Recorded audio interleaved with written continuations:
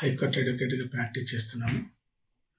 ఈ మధ్య కాలంలో తెలంగాణ పబ్లిక్ సర్వీస్ కమిషన్ చైర్మన్గా ఎన్నికైనటువంటి ఎక్స్ డీజీపీ మహేందర్ రెడ్డికి సంబంధించినటువంటి కొన్ని విషయాలు, ఆయన మీద కొన్ని ఆరోపణలు మా దృష్టికి వచ్చినాయి.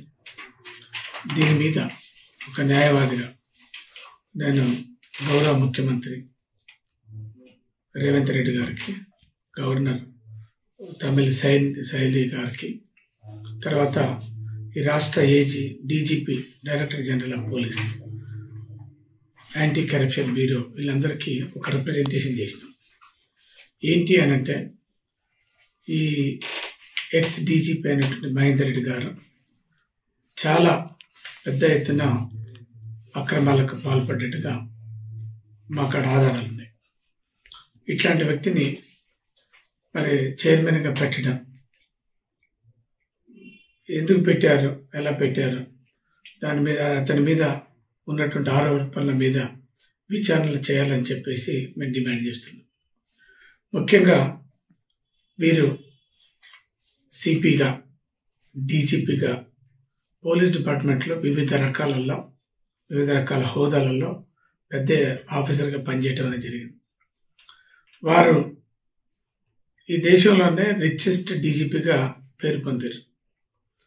ఆయన పదవి కాలంలో అనేక అక్రమాలకు పాల్పడ్డట్టుగా ఆరోపణలు ఉన్నాయి.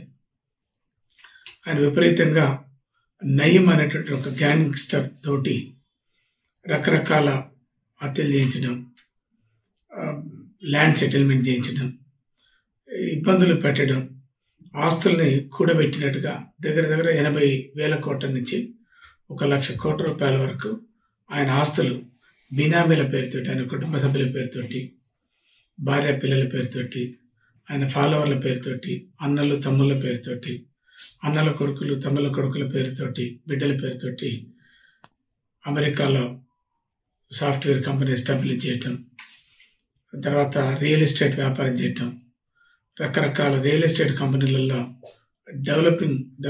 డెవలపర్స్కి వాళ్ళు తీసుకున్నటువంటి ఆస్తుల్ని ఇవ్వటం, తద్వారా 1,000 కోట్ల రూపాయలు డిస్ప్రపోర్షనేట్ అసెట్స్ సంపాదించినట్టుగా ఆరోపణలు ఉన్నాయి. ముఖ్యంగా సౌందర్య సినిమా యాక్టర్ వట్టినాగులపల్లిలో సర్వే నెంబర్ 186లో సుమారు 11 ఎకరాల 36 గుంటల భూమిని ఆమె అన్న కేఎస్ అమర్నాథ్ అనేటటువంటి పేరుతోటి కొనుగోలు చేయడం అనేది జరిగింది. ఆమె పేరు మీద పట్టాలున్నాయి, రిజిస్ట్రేషన్స్ అయినాయి. ఆయన పేరు మీద కేఎస్ అమర్నాథ్ పేరు మీద రిజిస్ట్రేషన్స్ అయినాయి. అయితే ఏంటంటే, ఈ భూమిని కావాలని చెప్పేసి మహేందర్ రెడ్డి గారు అడగటం అనేది జరిగింది. వాల్యుబుల్ ప్రాపర్టీ నాకు ఏమంటే ఇవ్వలేదు. వాళ్ళు ఇవ్వకపోతే ఈ సౌందర్య బ్రదర్ కేఎస్ అమర్నాథ్కు అమర్నాథ్ పేరు మీద ఎవరైతే భూమి అమ్మినరో ఒక ఆయన వివి రమణ అనేటువంటి ఒక వ్యక్తి ఆయనను పట్టుకొని ఈయనకు సంబంధించినటువంటి వ్యక్తుల ద్వారా ఒక లిటిగేషన్ చేయించి పాత తేదీలలో కొన్నట్టుగా డాక్యుమెంట్లు క్రియేట్ చేసి ఆ వివి రమణని బలవంతంగా బెదిరించి అదిరించి మహేందర్ రెడ్డి గారి పేరు మీద, వారి కుటుంబ సభ్యుల పేర్ల మీద రిజిస్ట్రేషన్ చేయించుకోవడం జరిగింది. ఇంకా గమ్మత్ ఏంటంటే, కొన్ని ఎకరాల భూమి కేఎస్ అమర్నాథ్ అనేటటువంటి సినిమా యాక్టర్ సౌందర్య బ్రదర్ పేరు మీద భూమి ఉంటే, ఆయన లేకుండా ఆయన బదులు వేరే మనిషిని పెట్టి ఆయన సంతకాలను ఫోర్జరీ చేసి మొత్తం 11 ఎకరాల 33 గుంటల భూమిని ఈ డీజీపీ మహేందర్ రెడ్డి గారు వారి కుటుంబ సభ్యుల పేర్ల మీద రిజిస్ట్రేషన్ చేయించుకోవడం, ఆ తర్వాత వేరే వాళ్ళకి సంబంధించినటువంటి బినామీల పేరు మీదకి బదిలీ చేయటం.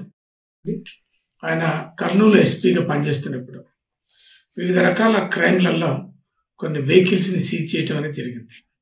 సీజ్ చేసినటువంటి వెహికల్స్ని అక్రమంగా వాటిని రిపేర్ చేయించి అమ్మటం అనేది కూడా జరిగింది.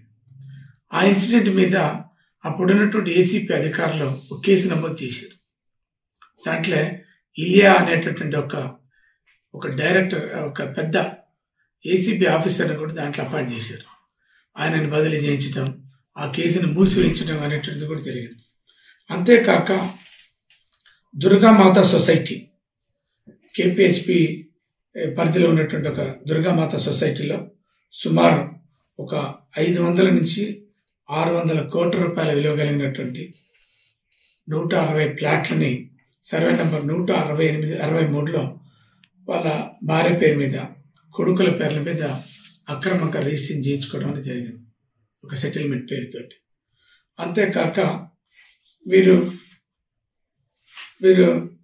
రియల్ ఎస్టేట్ పేరుతోటి తన అల్లుని రియల్ ఎస్టేట్లోకి దించి ఈయన సంపాదించినటువంటి అనేక రకాల ఆస్తుల్ని సుమారు 600 కోట్ల రూపాయలు, 600 ఎకరాల భూమి అబ్దుల్లాపూర్ మెట్ మండల్ హయత్ నగర్ అబ్దుల్లాపూర్ మెట్ పరిధిలో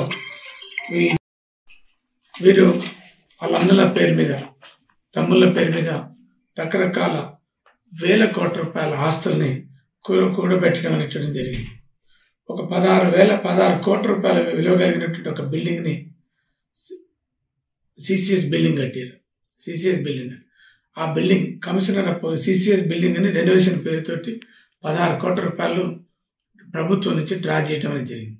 కానీ దాన్ని ఖర్చు పెట్టింది 7 నుంచి 8 కోట్ల రూపాయలు మాత్రమే. మిగతా 8 కోట్ల రూపాయలు అప్పుడున్నటువంటి ఒక సిపి, ఇప్పుడున్నటువంటి అవినాష్ మహాంతి అనేటటువంటి వ్యక్తి పేరుతోటి మరి కొన్ని డాక్యుమెంట్లు బిల్స్ని ఫోర్జరీ చేసి వాటిని తీసుకోవడం అనేటటువంటి జరిగింది. 8 కోట్ల రూపాయలు ఒక సిసిఎస్ బిల్డింగ్ రెనోవేషన్ పేరుతోటే తీసుకోవడం అనేటటువంటి జరిగింది. ఇంకా వారు హైదరాబాద్లో CCTVల సంబంధించినటువంటి పోలీస్ స్టేషన్ల CCTVల ఫుటేజ్ పేరుతోటి కొన్ని 100 కోట్ల రూపాయలు వారు డ్రా చేసినట్టుగా, అక్రమాలకు పాల్పడ్డట్టుగా రకరకాల ఆరోపణలు వారి మీద ఉన్నాయి. ఇంకా ఇది అగ్రికల్చర్ ల్యాండ్స్ సుమారు ఒక 5,000 ఎకరాల విలువ కలిగినటువంటి భూమిని, 5,000 కోట్ల రూపాయల విలువ కలిగినటువంటి 106 ఎకరాల భూమిని చేవెళ్ళ, రంగారెడ్డి జిల్లాలో చేవెళ్ళలో కొనుగోలు చేశారు వారి కుటుంబ సభ్యుల పేరు మీద. అంతేకాక ఒక 6,000 కోట్ల రూపాయలు విలువ కలిగినటువంటి 74 ఎకరాల భూమిని సర్వే నెంబర్ 12, 13, 14, 17, 18, 19, 20 అనేటటువంటి సర్వే నెంబర్లలో దామరగిద్ద అనేటటువంటి ఒక ఊర్లే, అంటే చేవెళ్ళ మండలం ప్రస్తుతం ఉన్నటువంటి రంగారెడ్డి జిల్లాలో వీటిని సుమారు ఒక 15,000 కోట్ల రూపాయలు కలిగినటువంటి ఈ భూమిని 74 ఎకరాల భూమిని కొనుగోలు చేయడం అనేది జరిగింది. అది డీజీపీ గారి పేరు మీద, మాజీ డీజీపీ గారి పేరు మీద ఉంది. అంతేకాక ఇదే డీజీపీ గారు సుమారు ఒక 25,000 కోట్ల రూపాయలు విలువ కలిగినటువంటి ఒక 100 ఎకరాల భూమిని సర్వే నెంబర్ 70లో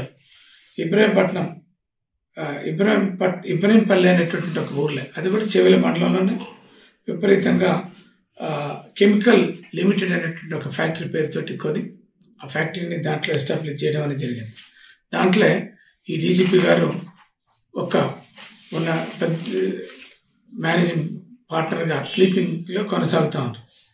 అంతేకాక ఒక 250 ఎకరాల భూమిని నాంచేరి విలేజ్, అంటే చివేల మండలంలో కూడా కొనుగోలు చేశారు. అది దగ్గర ఒక 30,000 కోట్ల రూపాయల వర్త్ ఉంటుంది అనేటువంటిది ఒక సమాచారం. అంతేకాక గ్యాంగ్స్టర్ నైమ్ని ఉపయోగించుకొని ఎక్కడెక్కడ ల్యాండ్ మైన్స్ ఉన్నా, ఎక్కడెక్కడ డిస్ప్యూట్స్ ఉన్నా, ఎక్కడెక్కడ ఏ రకమైనటువంటి విలువ కలిగినటువంటి ఆస్తులున్నా వాటన్నిటిని కూడా సుమారు ఒక 300 ఎకరాల పరిధిలో వీటిని సెటిల్మెంట్ చేసుకోవడం అనేది జరిగింది.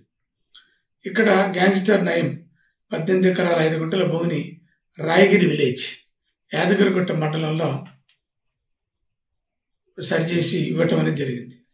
ఇంకొక 300 కోట్ల రూపాయలు కలిగినటువంటి ఆస్తులు భువనగిరి, బీబీ నగర్, యాదగిరిగుట్ట, తర్వాత రాయగిరి అనేటటువంటి ఈ ప్రాంతాలలో పెద్ద ఎత్తున వీరికి ఆస్తుల్ని కూడబెట్టి ఇవ్వటం అనేటువంటి జరిగింది.